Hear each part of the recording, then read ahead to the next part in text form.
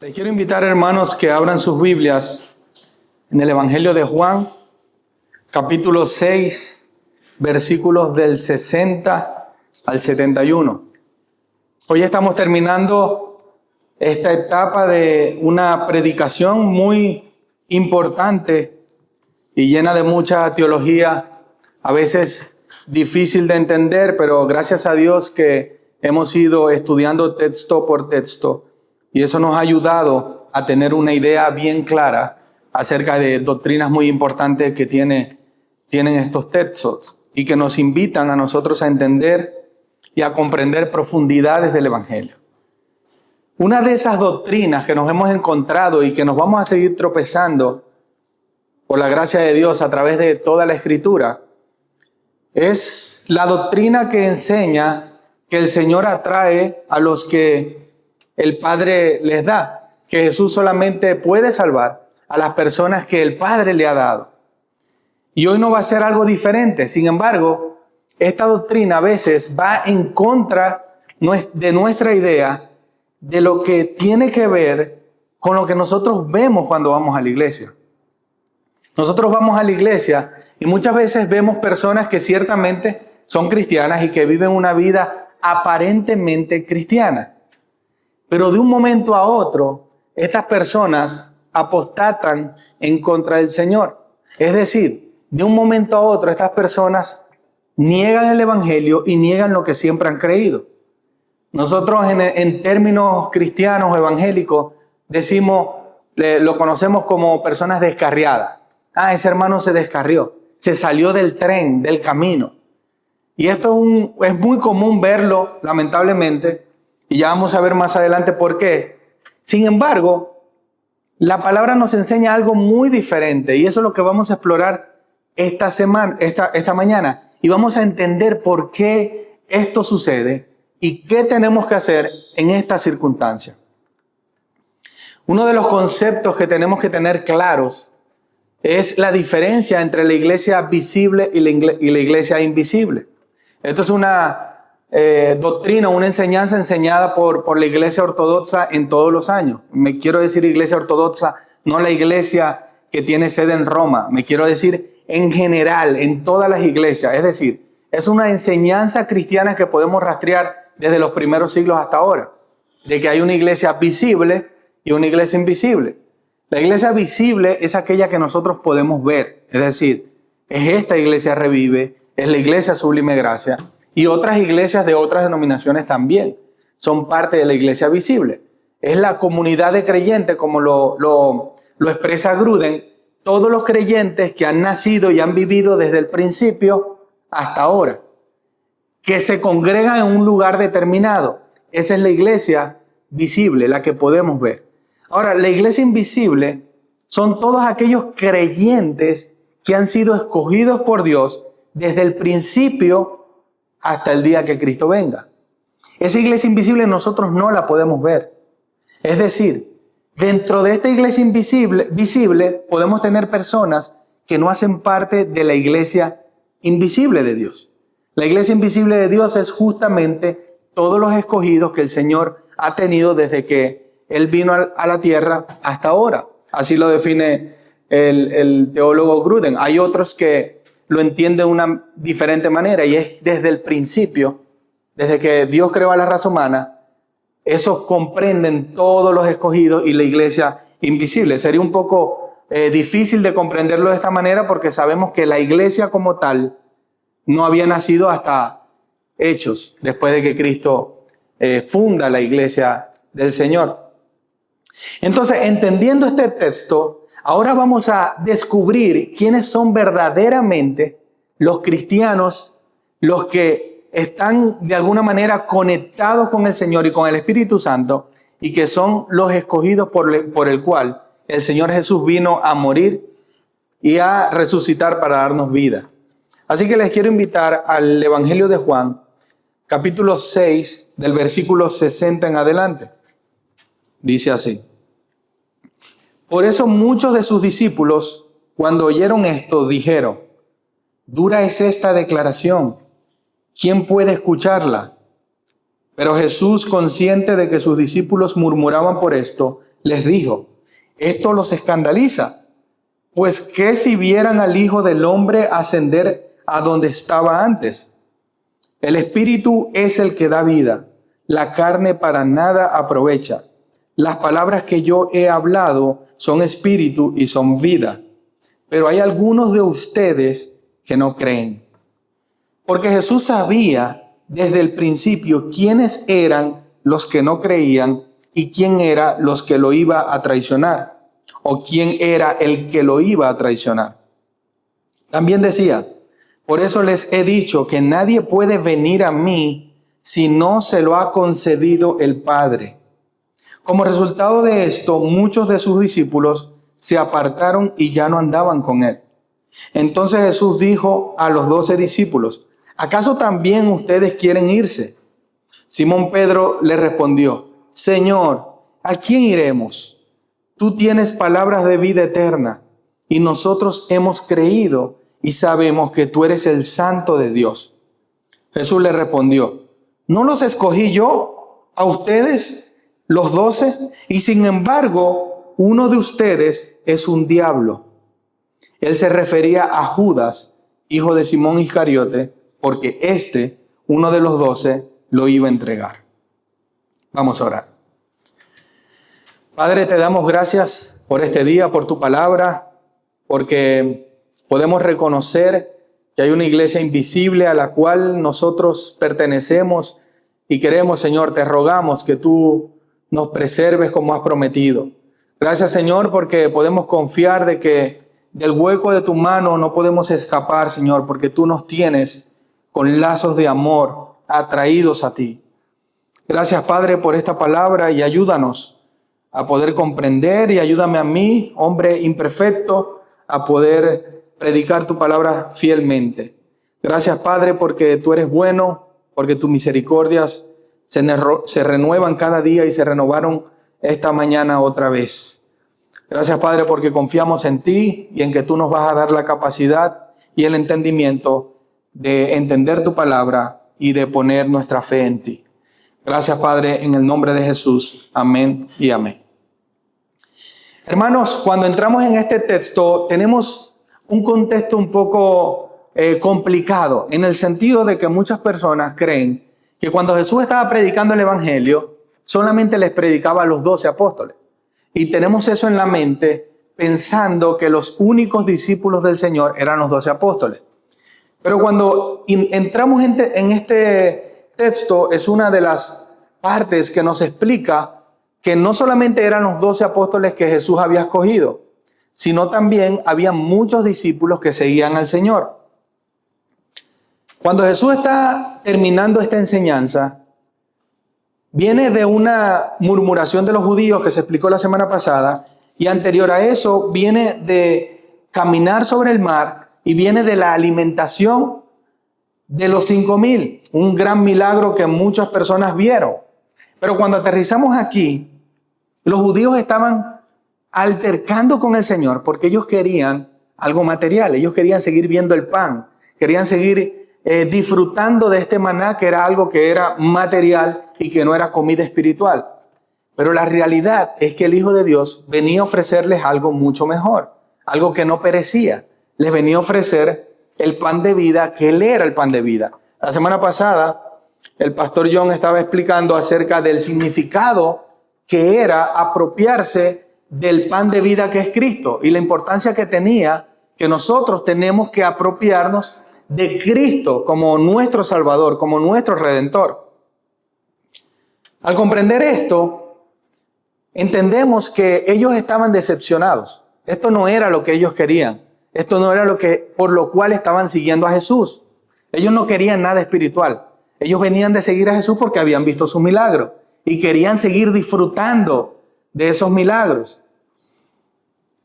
Entonces, cuando ellos ven a este Mesías, que no era lo que ellos esperaban que fuese, seguramente ellos estaban esperando que este fuese un rey político, un hombre poderoso, el clásico hombre que nosotros esperamos que conquiste nuestra nación, que sea el presidente. De hecho, si usted ve en el panorama latinoamericano, tenemos hombres que se hacen políticos y políticos mundiales por el carisma, por la persuasión, por el liderazgo, por los cambios que hacen en el país. Y esos son nombres que quedan para la historia, para bien o para mal. Tenemos hombres como Nayib Bukele, que es, digamos, uno de los hombres más populares del momento. Tenemos a Pinochet de hace tiempo atrás. Tenemos a Hugo Chávez de poco tiempo atrás. Sin embargo, estos líderes son líderes porque es lo que la gente quiere que sean o que se formen en los países. Quieren hombres fuertes, hombres con liderazgo. Y los judíos no estaban esperando algo diferente. Ellos querían un hombre que fuese un líder político y que los saque del yugo de los romanos. Ellos querían un libertador. Ellos querían otro rey David. Ellos querían un hombre valiente, un hombre que mostrara poder.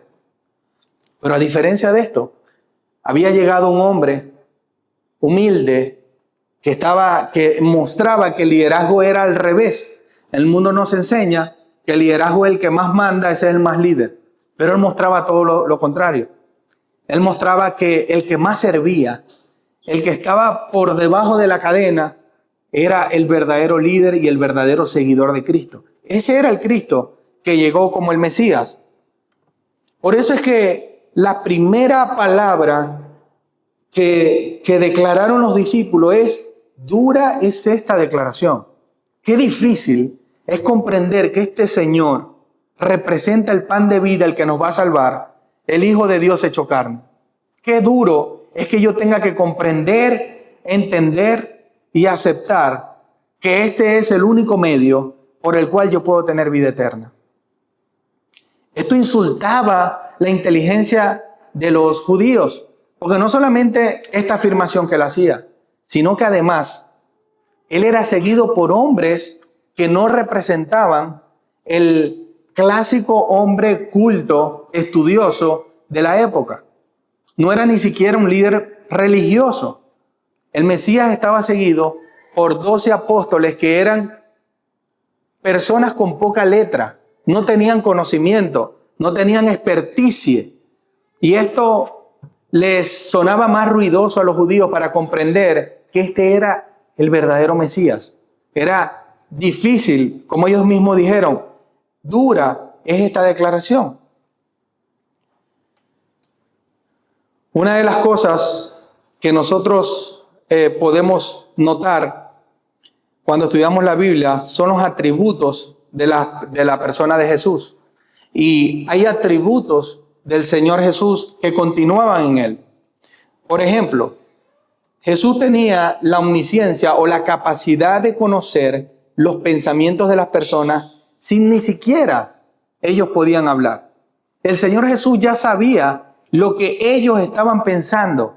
Él no necesitaba que ellos le declarasen esto. Fíjense que hay un salmo que dice, Salmo 119, aún antes de que haya palabra en mi boca, tú, Señor, ya la sabes toda. O sea, antes que nosotros, aunque nosotros digamos algo, el Señor ya sabe lo que hay en nuestras mentes. Entonces, Él sabía quiénes eran los que no creían en Él y los que iban a creer en Él. Él conocía todas las cosas. A diferencia de nosotros, que no tenemos esa capacidad, por lo tanto tenemos la obligación de predicarle a todos porque no sabemos quiénes son los escogidos del Señor. Y por eso nosotros predicamos el Evangelio. Jesús sabía que ellos estaban pensando que esto era algo difícil de asimilar. Era difícil que ellos podían estar de acuerdo con Él. Sin embargo, la respuesta de Jesús no fue una respuesta complaciente. No fue una respuesta, nosotros entenderíamos mejor ahora, una respuesta progresista. Es decir, así, claro, yo entiendo que es difícil, vengan, que les voy a explicar. Fíjense la respuesta de Jesús. Versículo 61. Esto les escandaliza, pues que si vieran al Hijo del Hombre ascender a donde estaba antes. Hermanos, en esta frase, en esta pequeña oración del versículo 62, tenemos dos grandes declaraciones que hace el Señor Jesucristo. La primera es, pues que si vieran al Hijo del Hombre ascender, y esta es la primera parte, vamos a dividirla en dos. ¿Qué está diciendo aquí? Y el Señor Jesús está diciéndole, si esto les escandaliza, si les escandaliza que yo soy el Hijo del Hombre hecho carne, ¿qué si ustedes me vieran a mí ascender literalmente al cielo? Esto no es metafórico. Esto no es una idea al aire. No es como decir, ¿y qué si me vieras a mí saltar de un edificio y morirme? Porque eso no lo voy a hacer. Esto es algo que Él está profetizando en parte. Está diciendo, ¿y qué si vieran al Hijo del Hombre ascender? Y por supuesto, más adelante vemos que esto se hizo realidad. Uno de los hechos históricos más impresionantes de la vida de Jesús fue la ascensión al cielo. Aquí los discípulos habían visto muchos milagros, habían visto cosas que el Señor había hecho. El primer milagro que hizo cuando multiplicó, cuando creó el agua, cambió el agua de agua a vino. Y muchos otros milagros que Él hizo al hombre que estaba enfermo en el estanque de Betesda. Pero imagínense que Él les está diciendo, ¿y qué si vieran al Hijo del Hombre ascender al cielo? Usted se puede imaginar por un segundo ese momento que vivieron los apóstoles, que es ver a un hombre ascender literalmente al cielo y que las nubes recojan al Señor. ¿Qué momento tan impresionante fue la ascensión al cielo? Esta es una de las doctrinas, esta es una de las enseñanzas que nos muestra el Evangelio, que son tan importantes, que lamentablemente se han tratado de hacer doctrinas similares a esta para tratar de llevar a otro personaje de la Biblia a la misma altura que el Señor Jesucristo. Y nosotros podemos ver como la asunción de María, que es una doctrina creada dogma ya en el año 1950 por el famoso Padre Pío. Creó este dogma en la Iglesia Católica para tratar de poner a la Virgen María en la posición de Jesucristo. Doctrina, hermanos, que yo les invito a que busquen en la palabra del Señor y no la van a conseguir ni pistas de esto. Y esto es por la importancia que tiene esta doctrina. ¿Qué sería de nosotros si estos apóstoles no hubiesen podido ver literalmente al Señor ascender al cielo?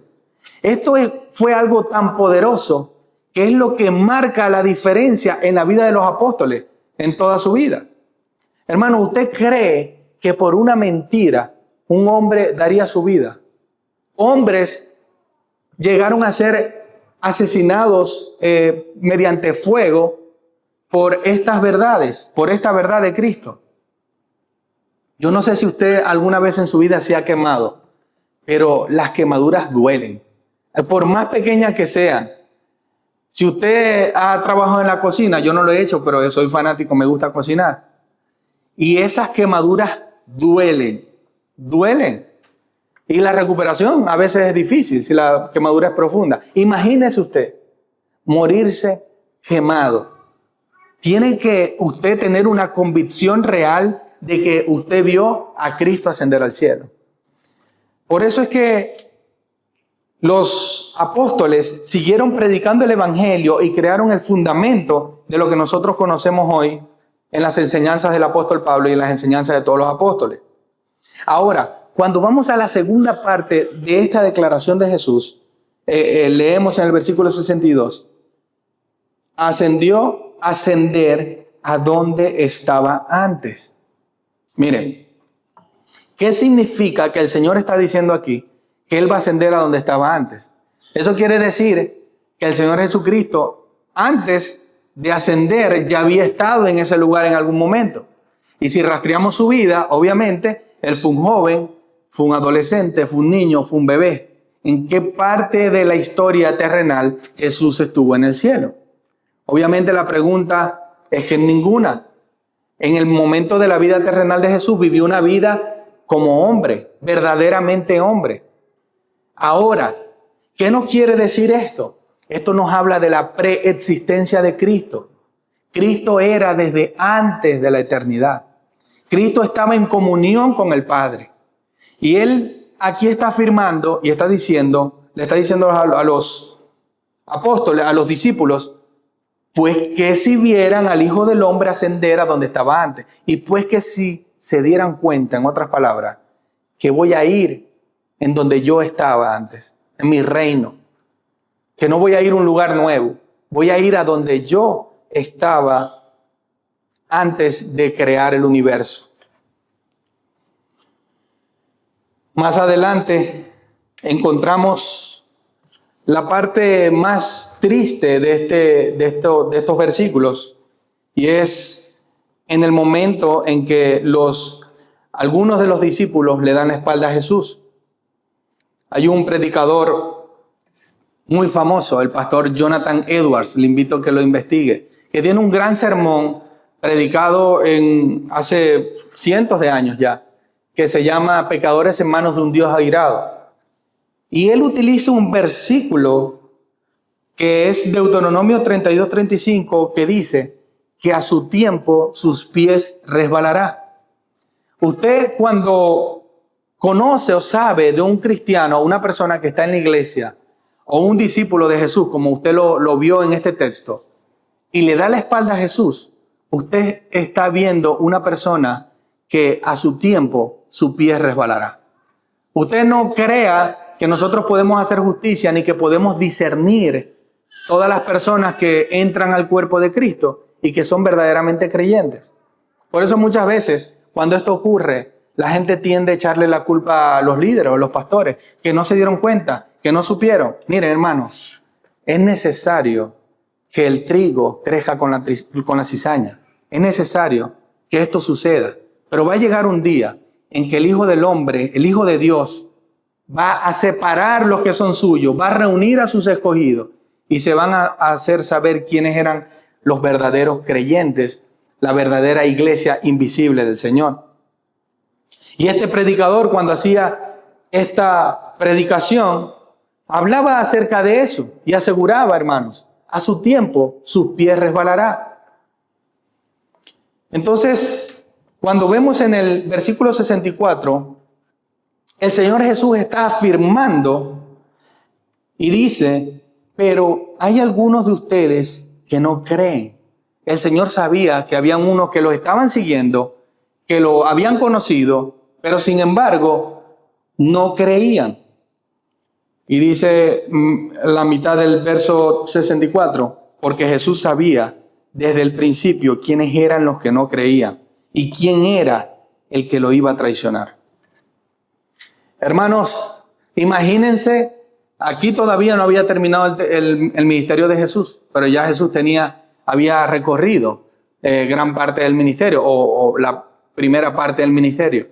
Y estaba siendo seguido por una persona que él sabía que lo iba a traicionar.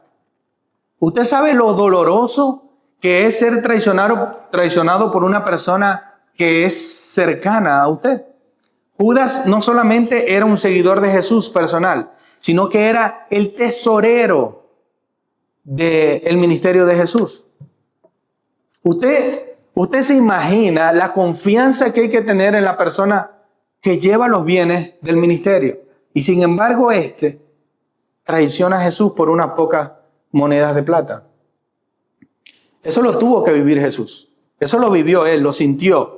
Así que cuando usted alguna vez si lo han traicionado, usted no crea que el Señor no vivió esa traición. De hecho, la vive muchas veces cuando nosotros pecamos en contra de Él. El Señor sabe lo que es la traición. Él la vivió. Cuando avanzamos al versículo 65, tenemos esta gran declaración, porque eso les he dicho que nadie puede venir a mí si no se lo ha concedido al Padre. ¿Y cuál fue el resultado de estas palabras? Muchos de sus discípulos se apartaron y ya no andaban con él. Entonces Jesús le dijo a los 12, ¿acaso también ustedes quieren irse? Imagínense el escenario. Estaba Jesús hablándole a todos los discípulos y muchos se dieron la vuelta y se fueron. Dijeron, no queremos recibir esta palabra. Y el Señor se voltea a los de su confianza y les pregunta, no de manera más sutil, les pregunta, ¿acaso también ustedes quieren irse? ¿Acaso también ustedes quieren apostatar en contra de la fe que alguna vez ustedes tuvieron? Usted seguramente ha visto que muchas personas han creído en el Señor y han en algún momento apostatado y se han ido como muchos de estos discípulos. Y la palabra apostasía significa negar lo que una vez creyeron, en términos sencillos. Fue algo que hicieron muchos de los discípulos que vivieron en tiempos de Jesús y que lo conocieron. Sin embargo, en este punto, Simón Pedro le responde: Señor, ¿a quién iremos? Tú tienes palabras de vida eterna y nosotros hemos creído y sabemos que tú eres el Santo de Dios. Miren, hermanos, en el capítulo 2 de Juan, versículos 23 al 25, relata el momento en que Jesús estaba en la fiesta de la Pascua. Y dice la palabra que muchos creyeron en su nombre a ver las señales que él hacía. Muchos creyeron en Jesús en ver lo que él estaba haciendo. Pero Jesús, por su parte, no se confiaba de ellos porque los conocía a todos.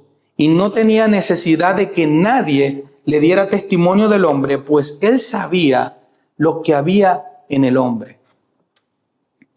Nosotros no podemos ver el corazón de las personas. Nosotros no podemos discernir hasta un punto de poder descubrir lo que las personas realmente quieren o no al Señor. Nosotros podemos ir a muchas iglesias y ver a muchas personas que se congregan en la iglesia visible, pero nosotros no podemos ver la iglesia invisible. Lo que sí podemos hacer es predicar un evangelio que no es un evangelio que invite a las personas a disfrutar de algo, que invite a las personas a disfrutar de algo material, que es precisamente lo que hace la iglesia, las iglesias que son de la prosperidad, que usted ve en televisión muy seguido, que ofrecen prosperidad en salud, prosperidad en dinero. Pero realmente el contexto bíblico nos enseña a Jesús como el siervo sufriente. Si usted quiere vivir una vida realmente cristiana, un verdadero discípulo de Jesús, escuche con atención las palabras de Jesús. No escuche mis palabras, escuche con atención las palabras de Jesús. Si alguien quiere venir en pos de mí, niéguese a sí mismo, tome su cruz y sígame. Porque el que quiera salvar su vida, la perderá. Pero el que pierda su vida por causa de mí, la encontrará. Ahora, hermanos, podemos nosotros comprender que el evangelio no se trata de disfrute. Gloria a Dios si Él nos bendice, nos ayuda, nos da salud. Le pedimos eso. Le rogamos al Señor que nos dé salud, que cuide a nuestros hijos, que nos ayude a criar a los hijos, que oramos por los familiares que están enfermos, comemos saludable también para mantenernos saludables. Sin embargo, el evangelio nos ofrece salvación, una salvación que ya el Señor nos dio. Somos bendecidos con toda bendición espiritual. No necesitamos más que las bendiciones espirituales que ya tenemos del Señor. Ahora, lo demás se lo pedimos y se lo rogamos en humildad para que el Señor nos provea.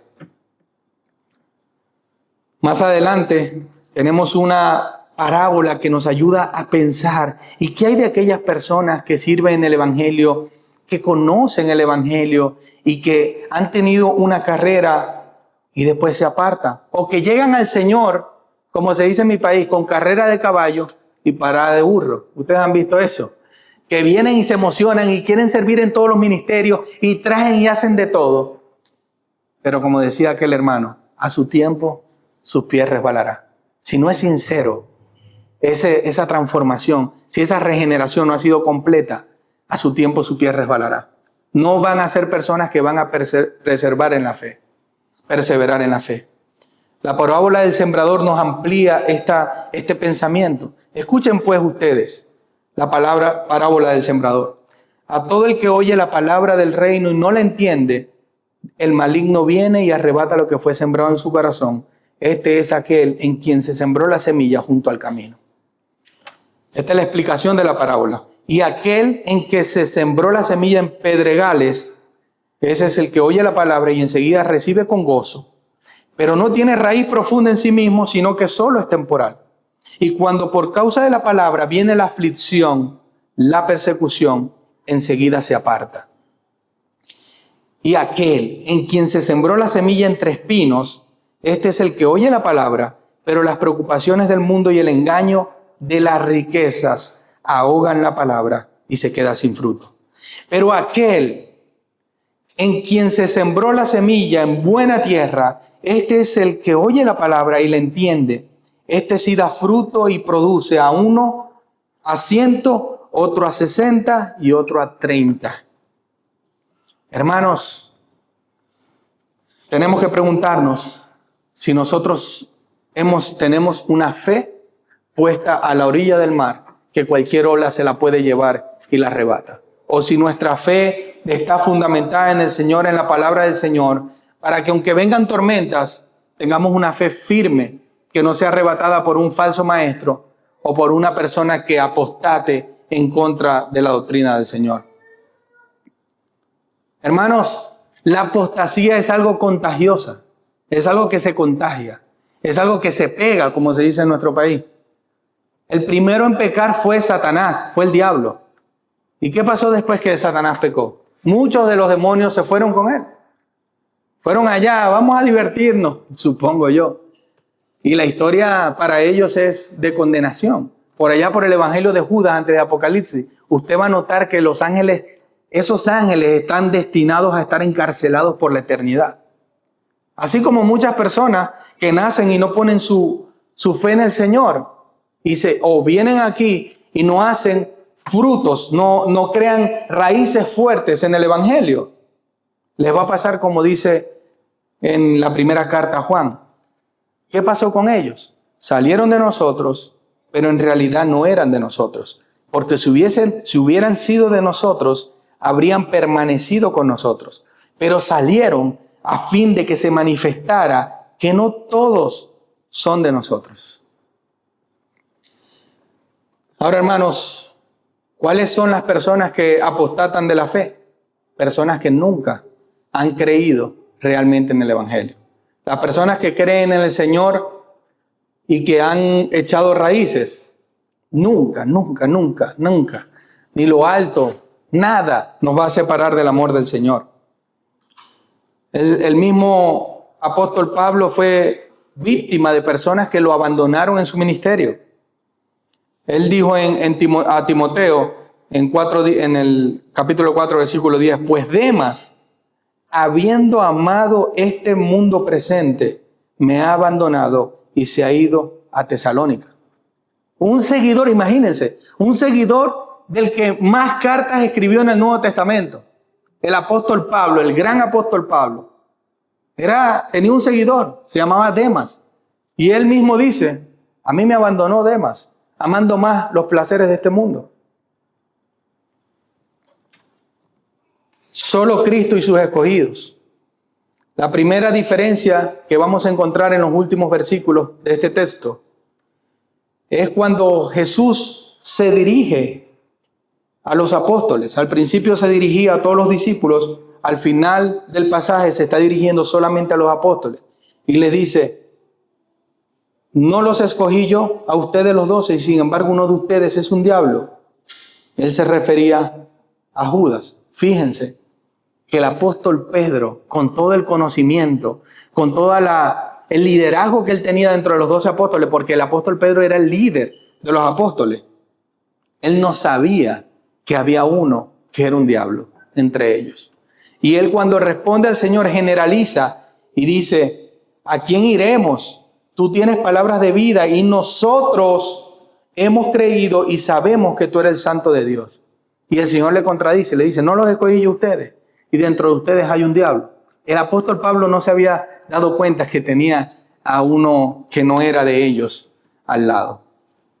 Ahora, hermanos, quisiera hacer dos aplicaciones.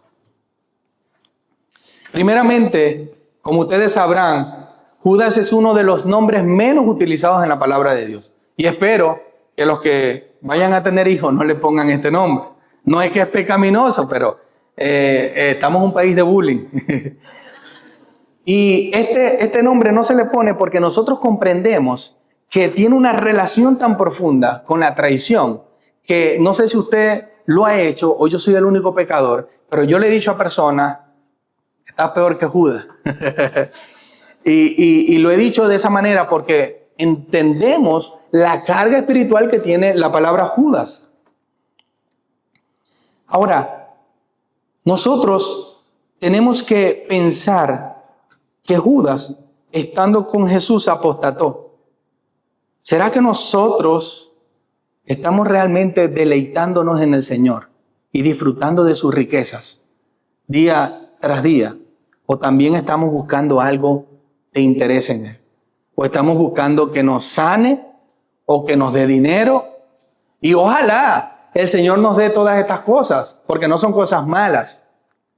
Pero como lo decía Isaías en el capítulo 53, Jesucristo como un siervo sufriente, Él sufrió. Y el Señor nos dijo, en el mundo tendré aflicciones. Es posible que tengamos dificultades, pero confía que yo he vencido al mundo y yo estoy con ustedes hasta el último día, hasta el fin. Tenemos la gran esperanza, segunda aplicación, tenemos la gran esperanza de que resucitaremos un día como Cristo resucitó. Y Él nos va a resucitar, porque Él ya prometió que Él es la resurrección y vida.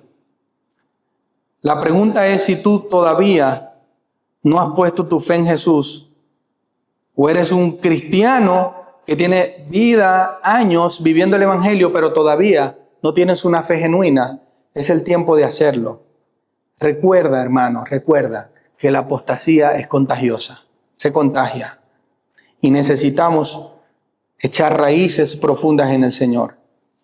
Y les voy a decir unas palabras que nuestro Cristo le dedicó en forma profética a Judas Iscariote.